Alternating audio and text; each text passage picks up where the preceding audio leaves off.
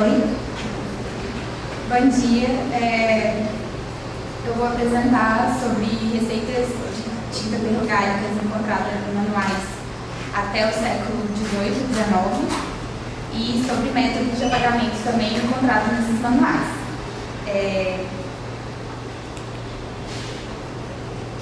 Introduzindo, as tintas ferrogálicas são definidas como uma dissolução aquosa de ácido gálico e sais de ferro, formando um complexo orgânico metálico de cor escura, geralmente como uma goma natural, como aglutinante. Foram muito utilizadas principalmente entre os séculos XIV e até a primeira metade do século XX, principalmente devido à permanência dessas tintas em relação às de carbono que eram utilizadas antes.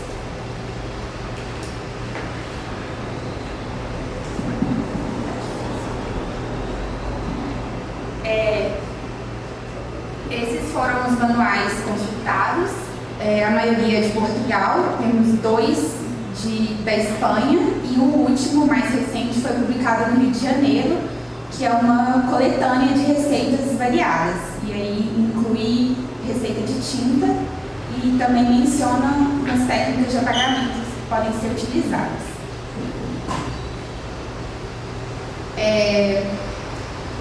Nessas receitas, os principais ingredientes mencionados foram os 3 principais ingredientes que são da tinta ferrogálica: é a galha, a capa rosa ou vitrilo, que é o sulfato ferroso, e a goma arábica. Em algumas receitas é mencionada como goma do Senegal. Mas além desses ingredientes principais, a gente encontrou também o açúcar candy, o anil, a pedra úmida, o pó de sapato e as cascas de nozes verdes ou de romã.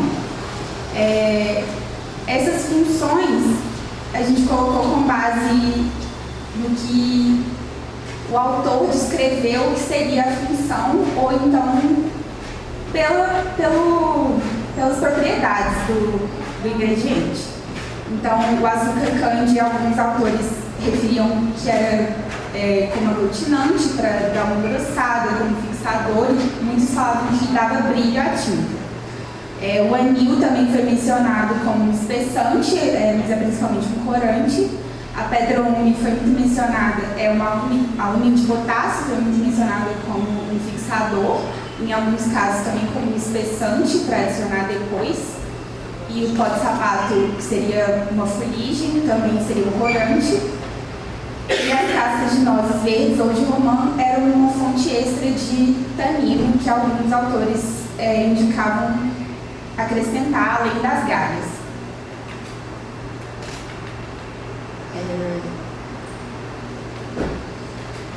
A preparação da tinta ferrogálica, dentre as receitas compiladas, tem basicamente uma variação no tempo, mas o método básico de preparação seria através da união desses ingredientes e ficando em infusão. As etapas básicas que todas as receitas têm seria a extração do ácido gálico, das galhas ou de outras fontes, a adição do sulfato ferroso, que reage com o ácido gálico produzindo a cor negra, e a adição de aglutinantes aditivos, e aí a filtragem dessa mistura, utilizando um coador e geralmente mencionando um linho para ficar bem livre de impurezas.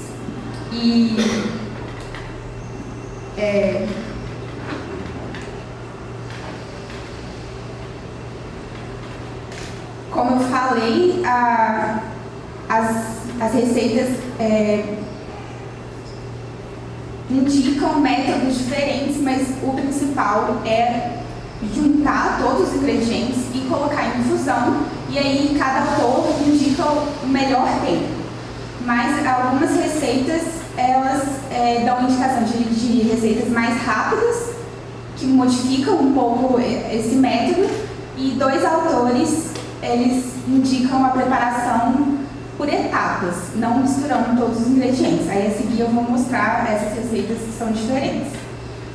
Uma coisa em comum com quase todas as receitas, com exceção da mais recente, é a utilização do pau de figueira, que a gente ainda não tem muita certeza do porquê dessa utilização, mas provavelmente tem a ver com a seiva da figueira, que era muito indicada, em algumas receitas eles falam para deixar o pau de figueira junto com a infusão durante o tempo todo da mistura, e ainda tem que ser mais pesquisado.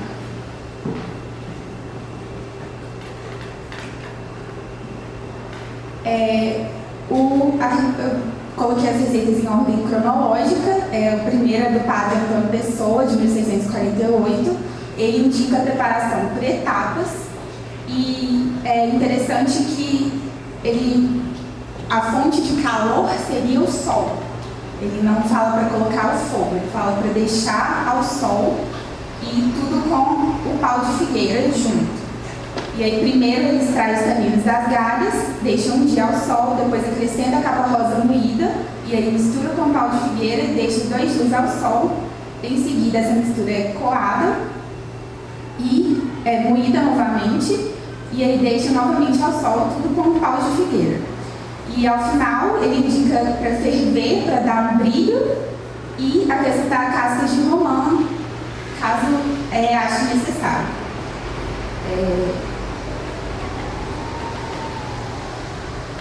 O segundo autor, Figueiredo, ele indica a receita tradicional, que seria a infusão durante vários dias com todos os ingredientes juntos, mas depois ele indica uma versão rápida dessa receita, que seria cozindo ao fogo por 2 horas. Então seria uma temperatura mais alta, e na receita tradicional pode ser água ou vinho, mas na rápida tem que ser o vinho branco, e novamente todos os ingredientes juntos. A diferença é o aumento da temperatura, que a tinta ficaria pronta em 2 horas. Aí ele faz um comentário sobre essa versão rápida, que é para saber se está feita, se provará no papel. Porém tem o defeito de não correr tão bem como a de infusão, para o que se adelgaçará com água de pedra úmida. Aí nesse caso ele menciona uma diluição utilizando a pedra úmida, ao contrário de alguns casos que utilizam pó de pedra úmida para espessar a receita. O Almada, que é outro autor muito citado, ele menciona a mesma versão na publicação dele de 1749. Esse autor espanhol, que só tem essa sigla, não sei o nome, na versão dele, ele dá uma versão tradicional, que seria por infusão durante vários dias, e ele dá uma versão econômica, citando aldeias, acho que seriam pequenos povoados na Espanha, que não têm acesso aos mesmos ingredientes. E aí ele indica fazer uma infusão durante 3 dias, que é um tempo menor do que é indicado de modo geral, e utilizando menos ingredientes. E aí a proporção de galhas, capa rosa, goma arábica, que são os principais ingredientes, seria 1 para 0,4 e 0,4. Mais para frente eu vou mostrar uma tabela comparando todas essas proporções.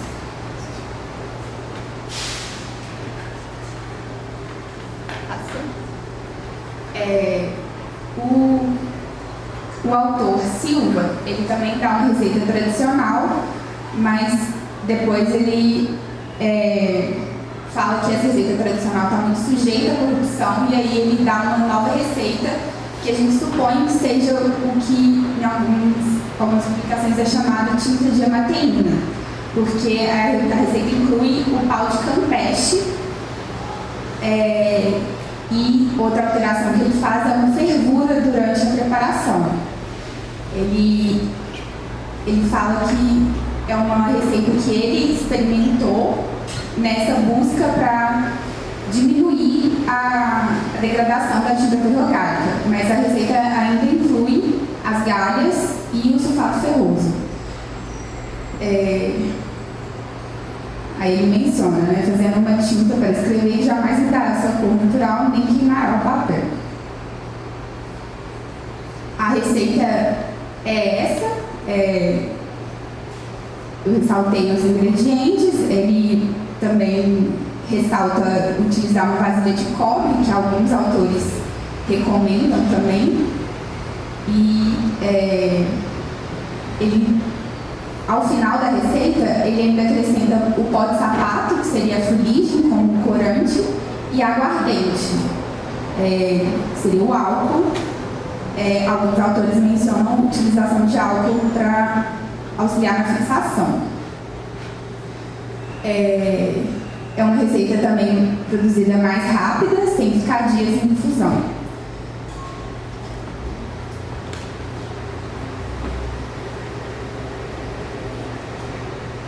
A receita mais recente dessa coleção novíssima, que foi publicada no Rio de Janeiro, ela também é a segunda outra receita que indica a preparação por etapas, fervendo primeiro as galhas para a extração dos taninos por 3 horas e depois acrescentando o sulfato ferroso e a goma arábica.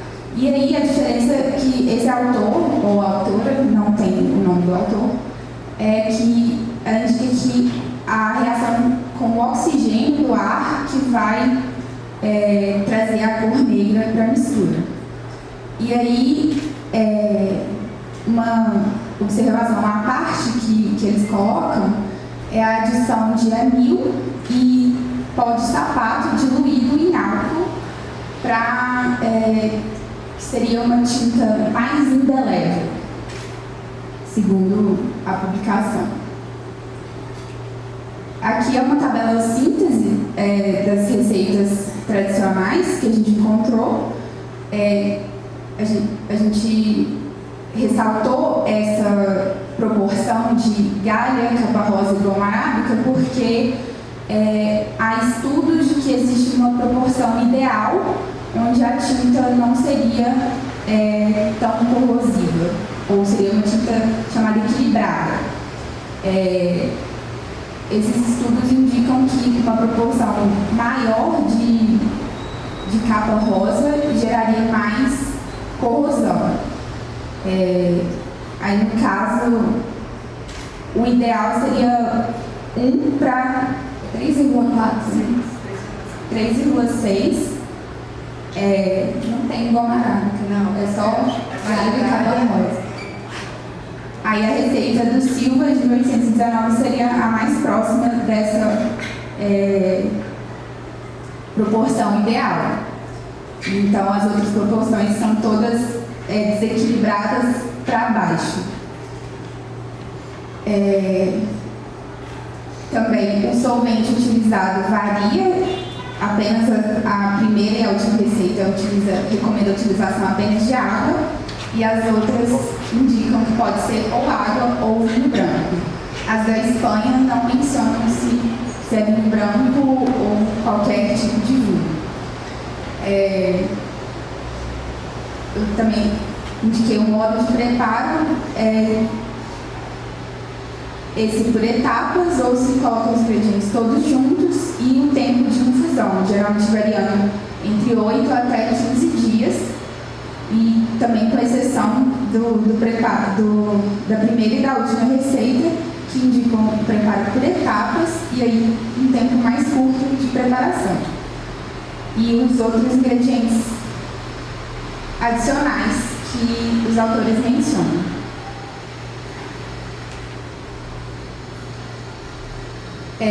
Alguns autores, o Figueiredo e o Silva, mencionam sobre a deterioração da tinta durante a receita. O Figueiredo fala: essas tintas não perdem, comentando de outra tinta, quando elas não perdem o preto, ao contrário da de galha, que por tempo se faz parda e pela maior parte amarela por causa da capa rosa.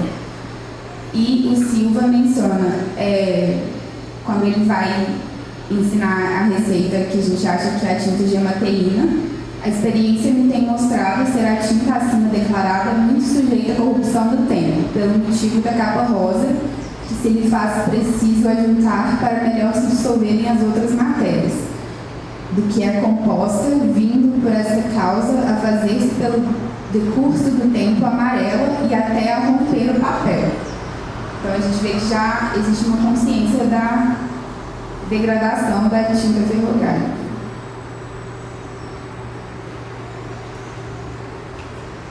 A seguir eu falo dos métodos de apagamento. Nos manuscritos a gente encontra diversos tipos de obliterações, utilizando a própria tinta, com riscos, achuras, mas também a gente encontra nesses manuais algumas receitas para apagar borrões ou letras que se deseja reescrever. O Almada, que tem ele apresentou mais receitas para apagar dentre esses autores. O primeiro modo que ele cita é utilizar uma massa de alvaiade, que seria carbonato básico de chumbo, com leite de figueira. Aí, esses dois ingredientes são misturados entre 4 a 5 vezes e deixando secar entre cada mistura, e no final deixa se tornar um pó. E aí o método de apagamento seria umedecendo o local onde tem o borrão com um pano de linho molhado, e aí o pó é colocado por cima desse borrão por uma noite. Em seguida, esfrega esse local com linho enxuto no dia seguinte. Ele afirma que o autor dessa receita fala que se não apagar o borrão, que pode ser repetido, mas que isso pode afinar o papel, e aí recomenda-se passar a cola comum no papel e pó de alvaiade também. Essa receita também foi mencionada em outro manual, que é uma breve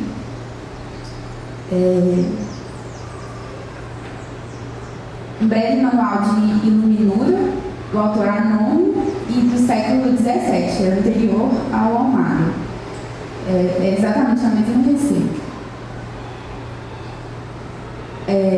A segunda receita do Almada é para tirar ou abolir as letras erradas. O autor indica raspar com a ponta sutil do canivete, também é muito comum de observar nos manuscritos. E se tiver que escrever por cima da parte raspada, ele recomenda primeiro esfregar com goma graxa encrustada, para que a tinta não fique escabrosa nem repassando o papel. A goma graxa pode se referir a uma resina ou a uma receita contendo cascas de ovos que o próprio autor ensina a ferver depois.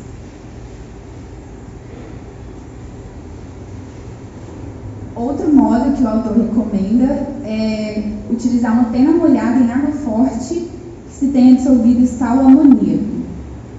O mesmo efeito também pode ser conseguido passando as letras com uma pena molhada em água de gema de ovo, em que se tenha lançado 2 onças de osso branco e 2 de gesso moído, raspando-as depois de enxutas com o canivete brandamente.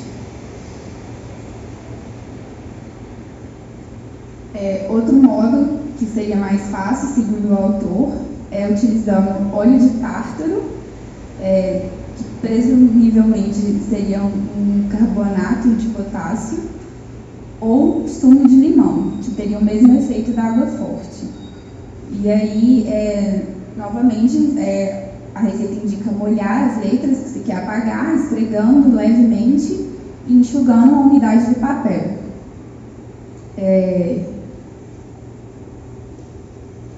Isso. E aí, o autor recomenda aos curiosos adicionar sal ou amoníaco ao sumo de limão, que talvez seja mais eficiente para apagar. No manual novíssimo de 1849, que é o manual mais recente que a gente consultou, não é bem uma receita de apagamento, mas menciona técnicas que foram observadas, que a ação do cloro, vapores ácidos e solução alcalina podem fazer as letras desaparecerem e por exemplo, de pessoas que têm utilizado cloro, sal das dedas ou ácido oxálico e sumo de limão para apagar palavras e substituí-las por outra. E aí menciona também que os manuscritos estão sujeitos à ação da umidade, que isso também pode causar o apagamento das letras.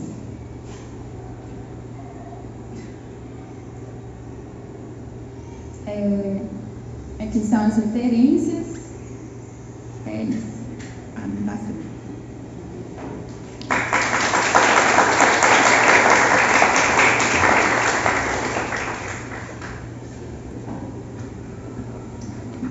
Obrigada, Juliana. Acho que esse é o primeiro passo para a gente entender, inclusive ter ideias a respeito de que experimentos nós podemos fazer para testar alguns rótulos. Pelos exames que nós já fizemos no Laxicom, nenhuma dessas receitas foi usada no discurso histórico. Então a gente ainda pode, a partir dessas ideias, dessas hipóteses também, refazer os exames, se for o caso, ou tentar achar, porque na verdade eu já tenho uma ideia, uma suposição, de onde que o autor tirou a ideia, essa receita, né, essa massinha para pagar. O que não impede de seguir o estudo com outros manuscritos daí, que o papel da Sônia é muito importante, porque ela está integrando os documentos, né? Então a gente precisa saber dela antes. Então, como eu disse, eu fiz um estudo brevíssimo, sobre o que tem rolado aí no mundo acadêmico a respeito dos estudos sobre tinta ferrográfica, já que eles são muito antigos, como vocês viram, que a Juliana falou, desde o século XVIII eles já sabiam quais os efeitos da degradação. Essa é uma tinta que é usada desde a antiguidade, né, e durante o período medieval ela foi substituir a tinta de carbono, porque ela não se fixava bem ao pergaminho, enquanto essa se fixava. Onde que por cá, agora? Esse?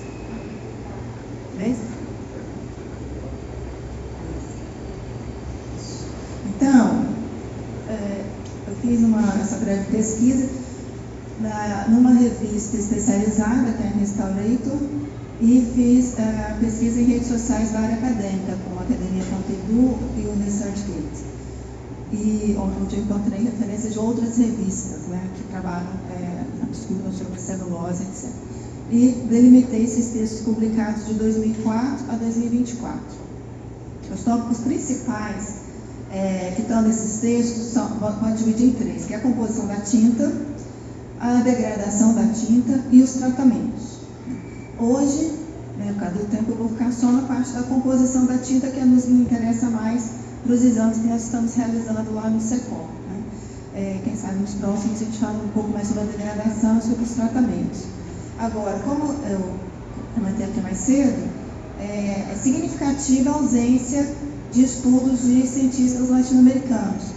Daí que nós intitulamos esse grupo de estudo como Produção e Uso das Tintas Ferrográficas em Minas Gerais.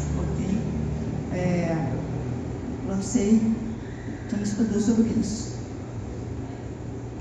Ainda, nessa campus. Bom, como a Juliana falou bastante, a tinta é composta, né, basicamente de manha de galha, que é a pontinha carmim, o vitriolo ou a capa rosa, que é o chifrado queimoso, goma arábica, que é o aglutinante, e o veículo pode ser água ou vinho branco, ou cerveja, etc. Quimicamente falando, o tanino mais a água gera o ácido gálico. O ácido gálico mais o sulfato espinhoso forma a tinta. Só que o ácido gálico mais o sulfato espinhoso, eles geram o ácido sulfúrico. Então, esses três componentes aí, eles são significativos para a degradação, não só da tinta, mas também da celulose, do papel. E como a Juliana falou também, os mamães sabiam, a tinta se forma, ela fica escura em presença de oxigênio. Então é necessário que ela, depois de preparada, fique algum tempo exposta ao ar para ela se tornar escura, preta. Toda tinta biorgânica, no início da sua composição, quer dizer, depois de passar por esse processo em contato com o oxigênio, ela é preta.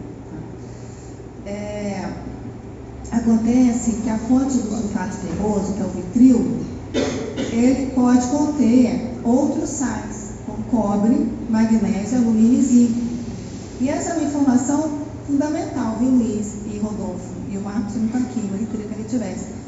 Porque nos exames de GDX-NF, a gente encontra esses elementos e não sabe direito o porquê. E como a gente vai vir adiante, a existência desses elementos é essencial para determinar a fonte do vitril, ou seja, receitas diferentes piladas, materiais, preparos diferentes com matérias-primas levemente diferentes. E existem outros sais mesclados do vitril, que é o cloreto acetato de ferro ou o sulfato de cobre. Mas todos esses elementos podem ser encontrados na composição da tinta termográfica, e isso é importante a gente saber para poder, quando a gente faz os estudos, identificar os elementos. Então eu vou falar muito rapidamente aqui de 4 artigos e depois um especial que eu vou me deter um pouco mais. Esse acho interessante porque é de um líder ibérico, né? A nossa colega Maria João está na equipe que estudou, ela é da Universidade Nova de Lisboa, parceira do Luiz, em umas pesquisas sobre tintas. E nessas pesquisas que elas fizeram com 253 receitas analisadas, de receitas em manuais manuscritos e impressos, né? Esses manuais editados entre o ano 1000 e 1900, essas são muitas receitas. Eles descobriram, isso é um trabalho como o mesmo trabalho que a Juliana fez aqui, que a proporção de sulfato de ferro ou vitril para as galhas, dentre essas 253 receitas, pode variar na proporção de 1 parte para 4 ou o inverso de 4 para 1. Tá? É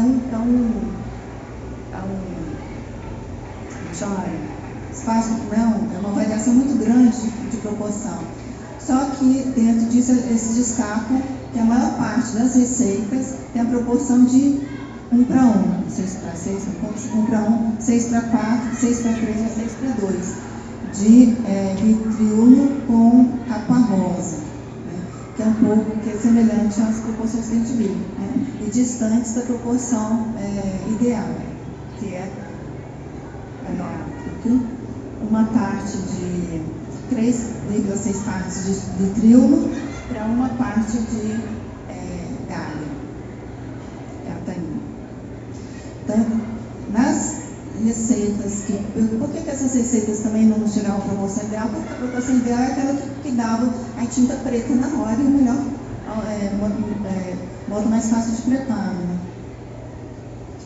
Um outro texto que eu achei muito interessante é a Valia, de 2007, também nessa perspectiva das concentrações entre os componentes das matérias-primas da tinta.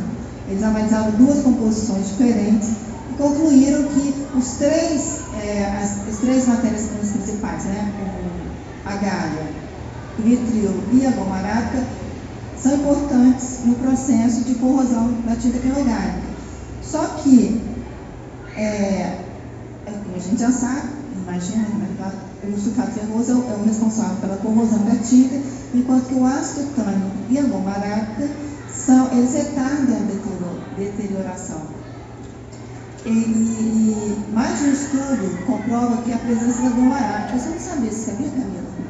Que a goma arábica, ela colabora para a preservação da tinta até um determinado momento. Que é o texto, que é o assunto desse outro texto, desse outro artigo, de 2005, né?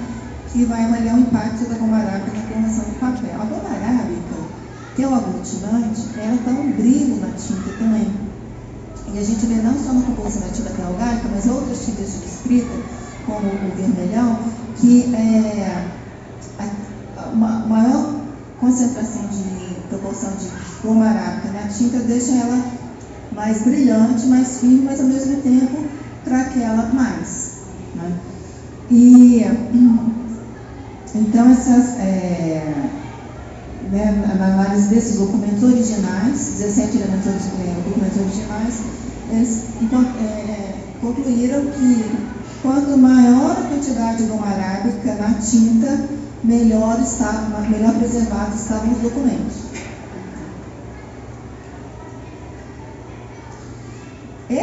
Essas coisas todas da composição têm muito a ver com as discussões que a gente está tendo para entender o que acontece com a tinta, porque as tintas que a gente examina, né, nos exames que a gente examina. Então, o que eles, no mesmo artigo ainda, né, a degradação do papel causada pelo envelhecimento artificial foi avaliada pelo meio de medições de cor, um exame que o Alexandre faz também, testes mecânicos, espectrometria e multitípico. Observou-se que na presença da goma arábica, a degradação de celulose, induzida pela presença do ferro, foi retardada. Essa observação pode ser interpretada de várias maneiras, isso aqui é importante. Primeiro, a goma ela pode proteger implicitamente o papel, né, do contato da presença do ferro, o ferro não atingir a celulose, né, investindo as fibras do papel. Em segundo lugar, a goma pode interagir quimicamente com o ferro. Primeiro interage com o ferro e impede que ele retarde, de certa forma, a interação do ferro com o papel, né? Depois, os íons de ferro livres que estão envolvidos na corrosão da goma arábica podem não estar envolvidos na oxidação da celulose. Eles estão reagindo com a goma arábica e não com a celulose. Então, essa é a explicação que eles dão em relação à goma arábica, a proteção que a goma arábica dá. Agora, qual é o principal componente da goma arábica? O potássio. Tá? Então, o potássio que a gente encontra nos exames que a gente faz é relativo à goma arábica. O que mais? Agora, esse é o artigo mais incrível. Quem quiser pode me mandar um e-mail que eu compartilho com vocês, porque é o estudo de caso sobre os desenhos do Da Vinci. É uma coisa que a gente vai fazer e publicar.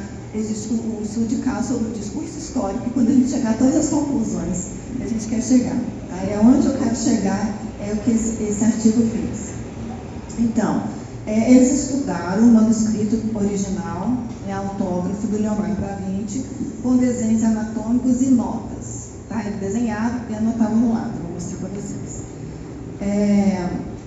E eles queriam entender a cronologia do pensamento do Leonardo da Vinci, né, qual era o esquema de pensamento dele a partir da identificação da cronologia da tinta, que é o que a gente quer fazer também no discurso histórico.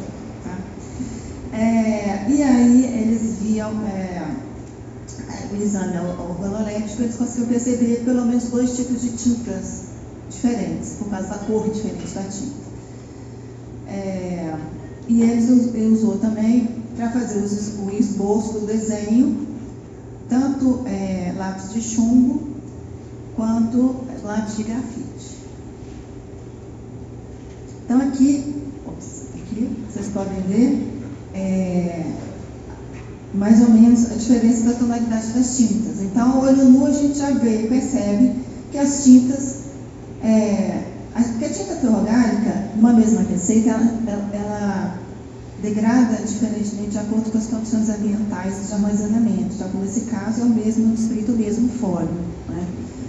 Nesse caso da gente, é o mesmo manuscrito em fólios diferentes, a gente vê tintas diferentes, com degradações diferentes. Então, vocês podem perceber aí no exame rápido que tem várias cores. Né? E esse é o desenho, é o fólio e o resto do desenho. Então, são desenhos anatômicos do Leonardo da Vinci com inscrições, né? Vocês não podem ver aí, mas inscrições escritas espelhado. E foi esses fólios que foram analisados. Então, primeiro eles fizeram exames, essas imagens de microscópio a partir de exames de ultravioleta, luz visível e infravermelho próximo. Ok? Tá vendo? Então, o UV ele é absorvido pelos taninos, né, que é a galha, então ele melhora a visibilidade das tintas ferrográficas. É o primeiro exame que a gente faz quando a gente não consegue ler uma tinta, né, Sônia? Vamos ver ali que ela aparece. E o infravermelho, ele revela os desenhos preliminares, que é a última coluna, né? Então, a gente pode ver, diferentes tintas também fluorescem diferentemente pelo UV, né? A primeira coluna é o UV, a segunda a luz visível, a terceira o infravermelho. Então, voltando àquele assunto da composição e da tinta, e isso é muito importante para os nossos exames, viu, motorista?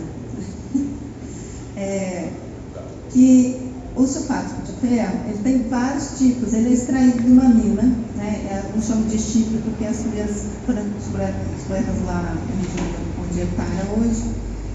Mas nessas minas, o sulfato ferroso ele vem misturado com outros elementos. Então, você tem o vitrilo de Pisa e de Alemanha, que é verde, né? Que contém sulfato ferroso. E tem o sulfato de alumínio, tem manganês, junto com o sulfato ferroso, cobre. O vitrilo de Chipre, que é azulado, ele contém mais cobre. E o vitrilo branco contém mais zinco. Tá? Então, numa tinta ferrográfica, além do feno, pode encontrar alumínio. E pode encontrar também no alumínio por causa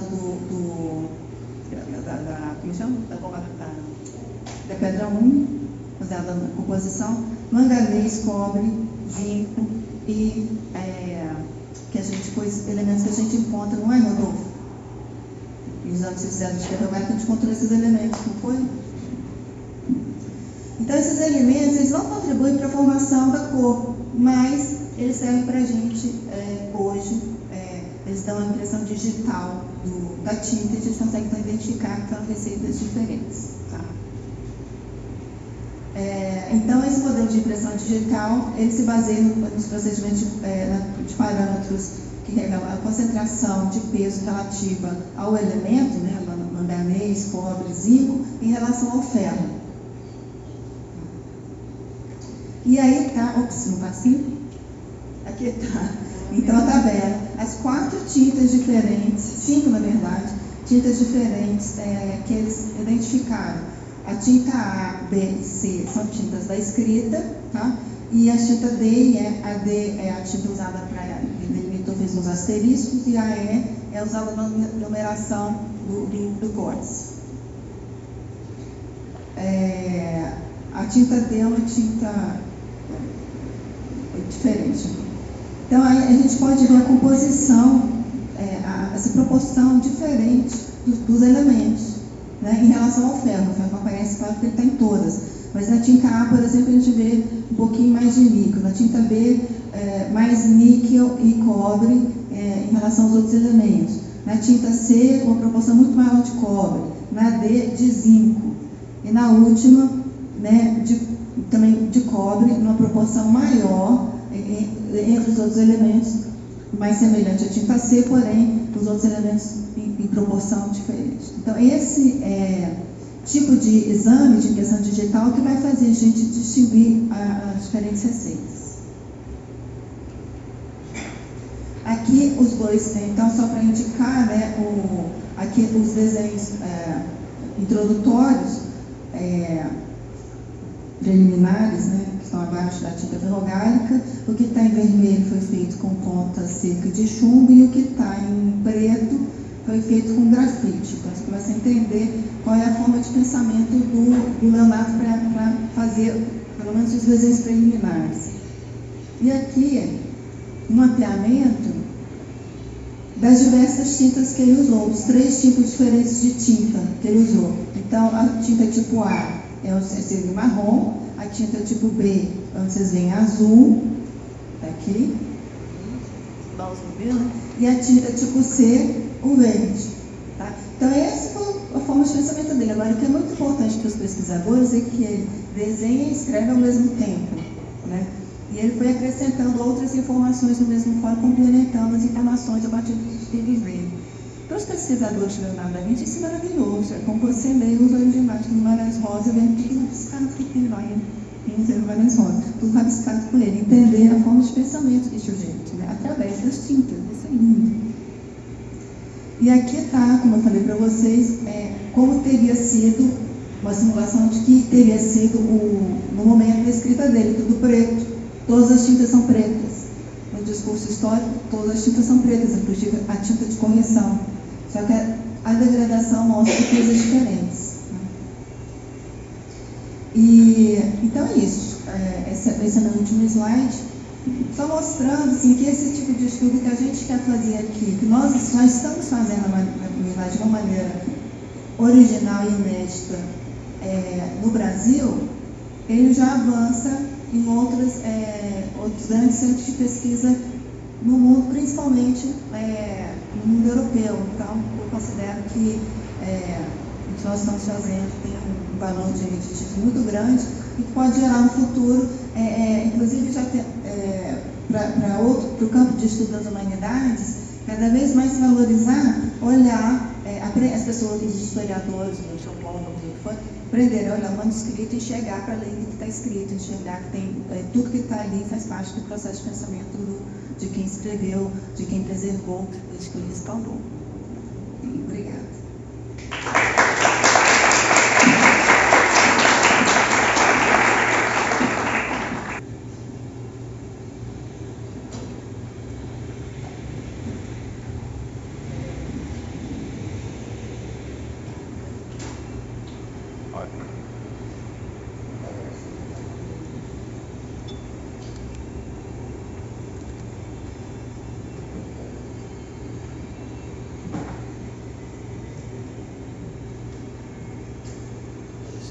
Você ontem deve ser hoje. Já deve ir bem. Agora. Bom dia a todos. Sou Alexandre Oliveira Costa, sou estudante de mestrado do programa de pós-graduação em artes da Escola de Belas Artes, da UFMG. Minha orientadora é a professora Marcia Almada, o co-orientador é o professor Alexandre Leão.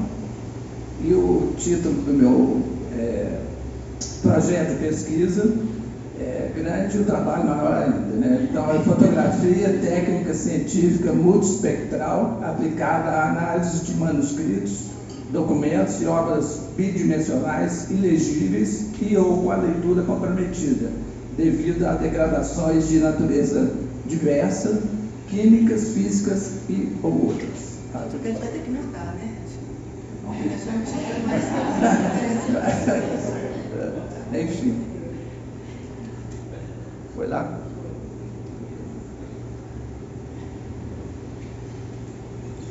Então, essa apresentação é leituras de escritas apagadas, são os primeiros resultados.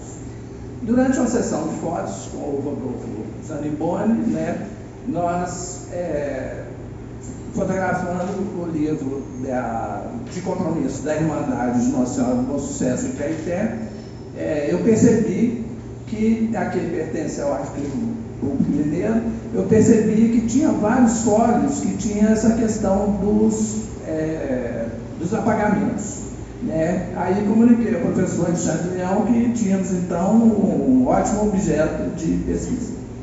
E aí temos aqui o frontispício da obra, o fólio 24 e o detalhe já uma primeira resolução do apagamento.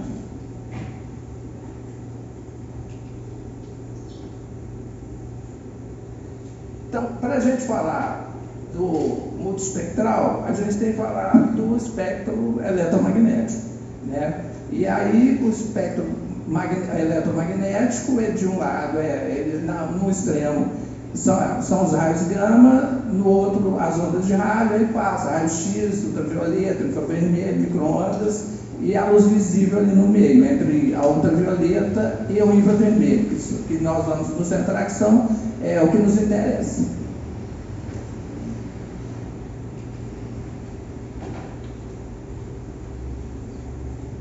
Não. o espectro eletromagnético, né? Então, estamos apresentando aqui a parte da luz visível, do UV e o infravermelho. E a parte que nos interessa é justamente esse intervalo, um pedaço do ultravioleta, uma parte da face do infravermelho e a luz visível completa, né? E a fotografia multiespectral consiste na geração de várias imagens que o mesmo objeto iluminado por fontes em diferentes comprimentos de onda, abrangendo partes das faixas ultravioleta, o visível e o infravermelho próximo, entre os 360 e 1100 nanômetros. Alguns autores falam 350 a 900 nanômetros, então isso aí tem uma variação. E corresponde ao sensor das câmeras digitais, que estão falando de fotografia multiespectral, então utilizamos uma câmera digital. E para a gente utilizar essa câmera digital, temos que fazer alguns procedimentos, porque como as câmeras digitais elas têm essa abrangência dos 400 ao 1100 nanômetros, dos 360 aos 1100 nanômetros, poderia ser espectro completo, né, que seria isso que nos interessava.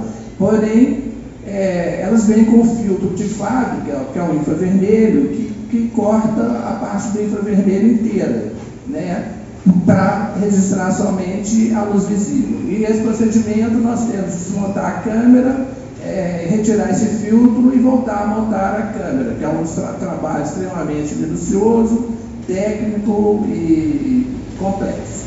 E quem fez isso foi o professor Alexandre Leão, que ele tem já uma expertise nesse quesito.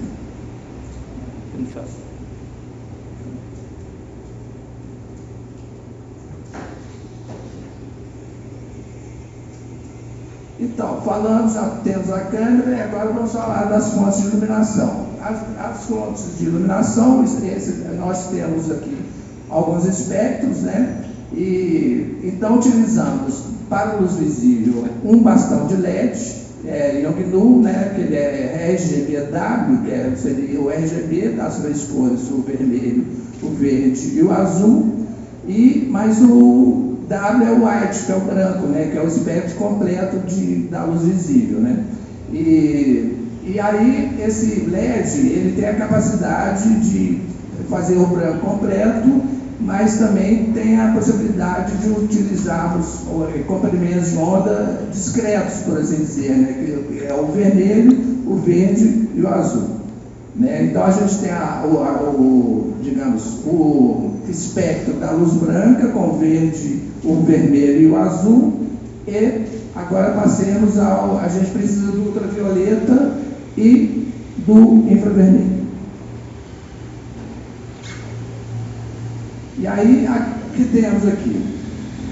São as fontes de iluminação do espectro ultravioleta e infravermelho. E aqui temos as representações espectrais ou a distribuição espectral dessas duas fontes de iluminação. Então, temos ultravioleta, que é que usamos? Uma lâmpada fluorescente eletrônica, que é a luz negra, que é uma luz assim que o pessoal usa, né? Que ela tem os comprimentos de onda 365 e o pico no 403 nanômetros, né?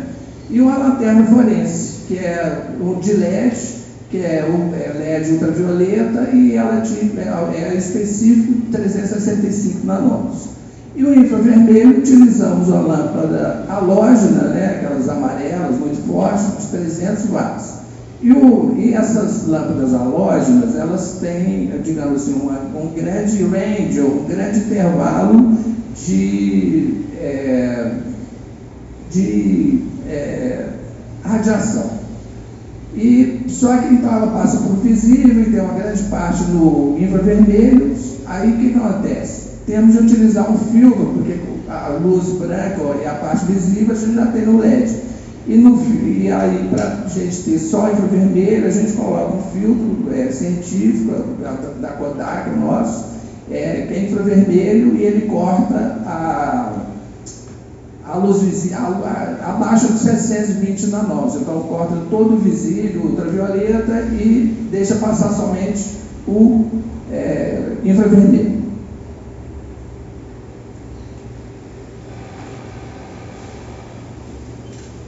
Então, passemos agora ao nosso objeto de estudo, né? Então, é o imaginamento multiespectral do fólio 24, livro de compromissos da Irmandade Nacional de Bom Sucesso, de Caeté, Minas Gerais, século XVIII, pertencente ao arquivo público. Ele, inclusive, está sendo restaurado pelo Rodolfo. Então, temos o frontispício novamente, o fólio 24, e um detalhe da mancha apagada, né, que provavelmente ou possivelmente foi por conta de umidade, água, essas questões. Então, para a gente fazer isso, né, aí o procedimento já técnico, né, com a nossa câmera convertida, com o espectro, né, geração da imagem, arquivo RAW é um arquivo bruto, né, que ele tem, digamos assim, ele tem uma amplitude dinâmica capaz de registrar mais informações. Os sistemas de iluminação que já descrevi, o IOMINU, né, do LED, as lâmpadas fluorescentes de UV, a lanterna fluorescente UV, a lâmpada halógena de 300 watts, né, com o filtro IR posto na frente do objetivo. E depois tem o processamento. Né, o processamento nós usamos, né, o DLG Converter, quando convertemos o arquivo RAW por chama de negativo digital, usamos depois o Photoshop, né, o Bridge, né, o Adobe Camera Raw para fazer os processamentos, e o Photoshop para converter os arquivos em TIFF, né, 16 bits, e para poder dar entrada no outro programa, que é o programa que realmente faz a análise dessas imagens e pode trazer as informações apagadas daquela página. E aí, então, temos aqui. Então, fotografamos, né, os vários comprimentos de onda. Então, Já passei. Pois é. E aí temos assim, primeiro a lâmpada fluorescente de UV, né, ultravioleta, o segundo a lanterna de LED UV, né, o infravermelho, o azul, o verde, novamente, e o vermelho, o ultravermelho, verde, azul, e o branco completo, assim, né, que é o espectro completo, e a cartela de cor color checker, que é justamente para a gente fazer a correção, né, correção cromática, né, e fazer os ajustes necessários para chegarmos ao mais próximo possível da cor original do objeto. Aí convertemos essas imagens para monocromáticas, né, preto e branco, e adentramos então, iniciando os procedimentos no ImageJ, que esse daqui digamos, aqui é a interface do programa. Esse programa ele faz o empilhamento das imagens para entrar no plugin do PCA, né? E esse empilhamento, o que acontece? Ele, de acordo com a ordem de entrada das imagens no ImageJ para fazer o empilhamento, muda completamente o resultado no PCA. E aí, dentro das possibilidades, né, quer dizer, se você pegar e fazer uma análise, né, como dizer, fatorial ou de probabilidades, em 9, se fosse 9, daria, acho que 360 mil possibilidades. Né? E a gente tem fazendo isso à mão, né? Não tem computador que faz, né? No caso foi eu que fiz, né? E aí, né, tivemos a oportunidade de chegar a algum resultado. E aí o resultado inicial foi esse, né? Quer dizer, temos a mancha do fólio, né? Aí já sai, a segunda imagem ali do meio é o apagamento, né? Já com o princípio da resolução, é como ele sai do PCA, e a segunda imagem já é, digamos assim, usa fatores, né, de contraste, etc. Essa imagem pode ser muito melhorada em softwares de edição de imagem, né? E com a parte, por exemplo, não apagada, se ela sumir, assim, a gente tem o original, né? Que não dá para ser, como direito, ter o melhor dos dois mundos, né? Mas já temos um resultado significativo. E aqui, comparando só a mancha do fólio, que temos aqui a luz visível, a imagem PCA e o ultravioleta, que porém, numa primeira análise também revela alguma coisa, mas a imagem PCA revela quase que se você ampliar, a gente consegue, um paleógrafo e tal, pode chegar a gente melhorando a imagem, né? Com certeza. Então, temos essa primeira imagem aí.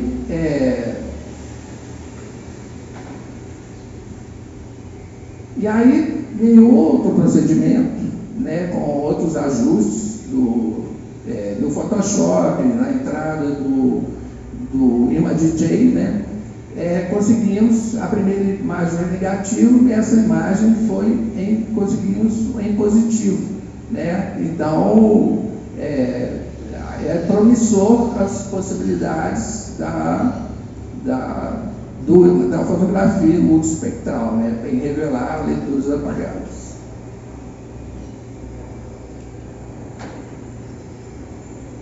Passou. E agora, comparando as três imagens, né, temos a imagem apagada do fólio, da mancha d'água, a primeira em negativo e a outra em positivo, né, com possibilidades de melhoria das várias imagens através de softwares, né, Photoshop, ou GIMP, ou Camera Raw, né, esses programas de edição de imagem. Passou aí. E aí, em relação a esses processamentos, né, estamos desenvolvendo tutoriais operacionais, né?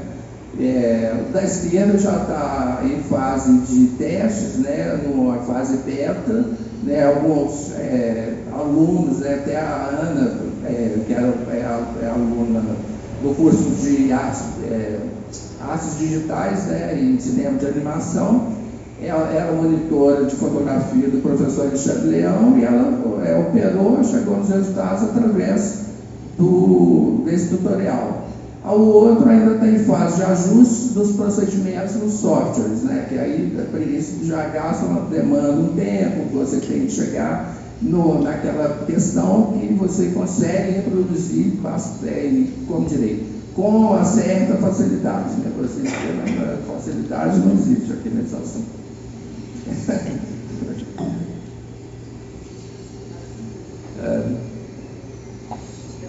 E aí temos, a ficha técnica aqui, né, dos que trabalhamos, né? Então, imaginamento multispectral, na hora lá de gerar as imagens, né? Então, foi o professor Alexandre Leão, o Alexandre Costa, no caso eu, e suporte operacional do Rodolfo Zaniboni, né, com o livro, né, com o Autodown. E o processamento das imagens foi eu que fiz, né? Teve a geração dos espectros, né, para validar as fontes de iluminação, e realmente elas poderiam, digamos, nos atender dentro da fotografia multispectral, e esses foram os espectrômetros que utilizamos, né, o i1 Pro, o Seconic C7000 e o espectro radiômetro da Torlabs, que digamos assim, ele tem uma grande range, ou intervalo de registrar informações. Então, aí contamos com a colaboração, né, no caso eu, o professor Alexandre, a Bianca Santos e a Camila Borges, que são do curso de conservação e estavam como bolsista na iniciação científica lá no ILAB, né, que é o Laboratório de Documentação Científica para Imagens da Escola de Belas Artes, coordenado pelo professor Alexandre Leão.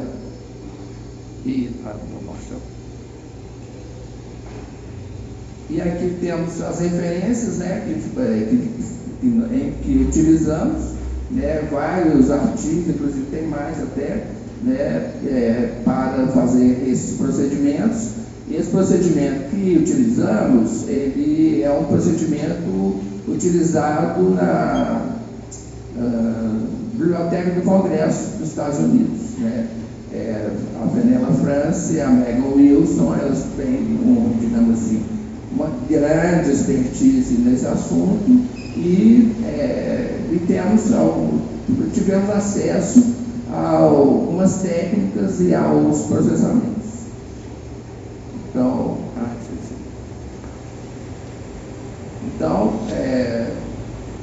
estamos aqui. Então, para nós é gratificante, né? É extremamente gratificante poder colaborar, né, num trabalho interdisciplinar, né, características da conservação, e trazer à luz, digamos, essas partes apagadas desse fórum, desse livro, importante livro de compromisso, né?